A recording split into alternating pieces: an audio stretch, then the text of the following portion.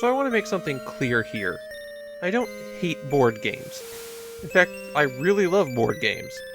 But the board games on the Famicom have been pretty awful. Mostly they've been roll, move, get a random event. Pretty much everything that the last 30 years of board game design have been running away from. I'm mentioning this because Hyaku no Sekai no Monogatari is a board game. But it's not like any other board game we've seen on the Famicom so far. In fact, I'd say it's the best original board game that the system has. It's not spectacular, there's a lot of flaws here. While this is an original board game, it's not an original property. It takes place in the Yukirya fantasy setting. If you've never heard of it, I wouldn't be surprised. In the early 90s, it was the main setting used by Boken Kikaku Kyoku, a tabletop RPG company that translates their own name as Adventure Planning Service. Someone could do a whole video just on them and their products, but that's a pretty deep rabbit hole to go down. The most popular of their games set in Yukirya was Witch Quest. It's basically an RPG about being a magical girl. As far as I can tell, the only video game set there is Hyaku no Sekai no Monogatari. This is publisher Ask's only Famicom game, but they do go on to be a rather prolific developer, just on other platforms. Although they were founded to publish video games, they wound up getting out of the industry and now publish textbooks. Hyaku no Sekai no Monogatari is an attempt to condense an RPG campaign to a quickly playing board game.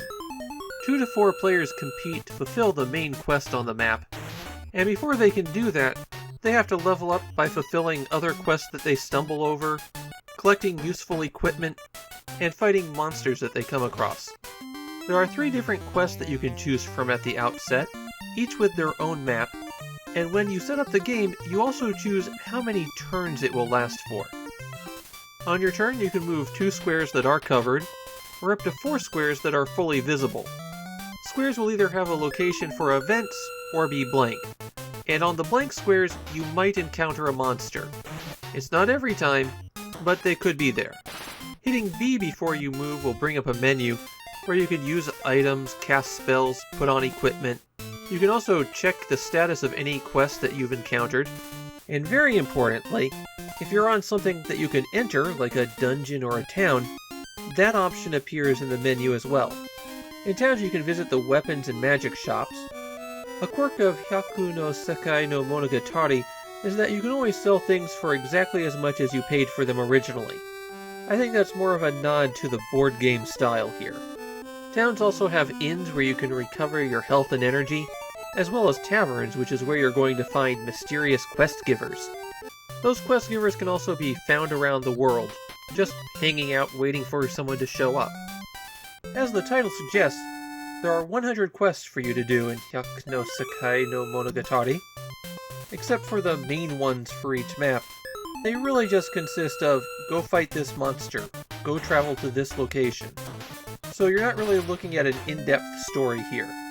That said, it's fine for this kind of board game RPG. Players need to be able to quickly complete quests and move on to the next thing. If you wind up in combat, you've got the usual RPG options of attack, cast a spell, use an item, or run away. But you only get 1 turn. You do whatever you do, and then it rotates through the rest of the players. If you choose to run away, the monster remains on that space on the map for any other player to take on. And if you manage to beat a monster, you're probably going to level up. In fact, doing just about anything causes you to level up. It's an RPG where you're supposed to be playing it in under an hour, so they have to go fast. There's one more thing you need to be aware of in Hyaku no Sekai no Monogatari, and it's probably the most important thing in the game. When you start your turn on a square that has another player in it, a lot of options become available to you. You could, for example, form a party. The other player has no choice in this matter. You just pick them up and put them in your group and off you go. An enormous advantage to forming a party is that you basically get an extra turn for every player in your party. Okay, you don't have control during those other players' turns, but it vastly speeds up combat and exploration. You can all just work together. Or you can stab them in the back and take their stuff. Players can initiate combat with each other, and the loser winds up back at the starting castle, while to the victor go the spoils. Of course, if you spot a player fighting on the map, you could always walk up and join in that same fight. But wouldn't you like to just take their good weapon? And that's how the game plays out, and it plays very fast. I think the only time it slows down is when somebody goes to town and does some shopping. You need to make sure that you complete your purchase rather than back out of them, by the way. You play your turn in about 15 seconds, and then it's over to the next player. The maximum number of turns by default on the longest map is 55, so you could very easily complete the longest game that Hyaku no Sekai no Monogatari offers in just about an hour. Hyaku no Sekai no Monogatari is considered one of the hidden gems of the Famicom, but copies are extremely rare. In fact, my copy was one of my last 10 Famicom games I needed to get, and you can expect to pay a pretty hefty premium for this one. 8,000 yen for a cartridge-only copy isn't uncommon. My take on Hyaku no Sekai no Monogatari is that it's a good effort that has a lot of creativity in it, but I also feel like it falls short of what it could be. A lot of that is due to the game just breaking the mold and trying to find its own path. In 1991, there just weren't a whole lot of examples of how to do this kind of game right. The closest you might get is something like Talisman, which is its own kettle of troubling fish. I feel like at least the main quest needed to be a bit more involved, and there needed to be more options for things for players to do.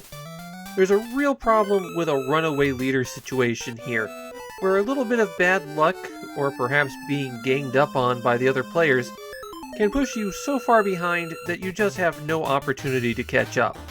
And even with those reservations, I can recognize that this is a really good attempt.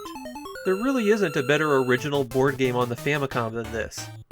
I'd play Hyaku no Sekai no Monogatari before any of the Sugoroku-based games,